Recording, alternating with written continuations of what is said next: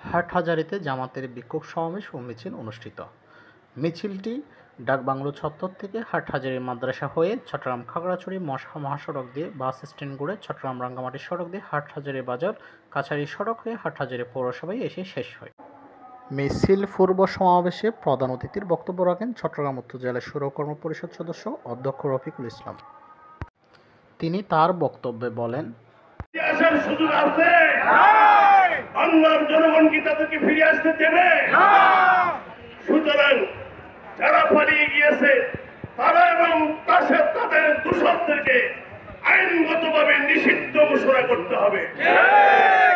দল এবং জাতীয় পার্টি বিগত 17 বছর আওয়ামী লীগকে ক্ষমতায় রাখার জন্য, এই স্বৈরশাসন চালিয়ে দেওয়ার জন্য তারা সহযোগিতা করে নাই।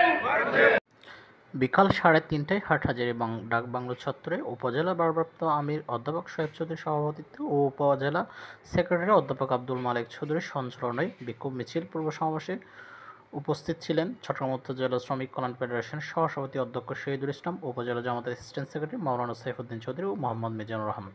উপস্থিত ছিলেন বাইতুল মাল সেক্রেটারি মোহাম্মদ ইমরান হোসেন, উপজেলা শ্রমিক কল্যাণ ফেডারেশন সভাপতি SM রাশেদ, উপজেলা শুরা কর্ম পরিষদ সদস্য আব্দুল আজিজ খান, শহর শিবির সভাপতি মোহাম্মদ রিয়াদুল ইসলাম, বিশিষ্ট ক্রীড়া সংগঠন আসলাম মুর্শেদ। এই পর্যন্ত আপনারা আমাদের এই সমাবেশ বাস্তবায়নে সর্বাত্মক সহযোগিতা করলেন, আপনাদের উপজেলা সংগঠনের পক্ষ থেকে মোবারকবাদ এবং ধন্যবাদ জানাচ্ছি।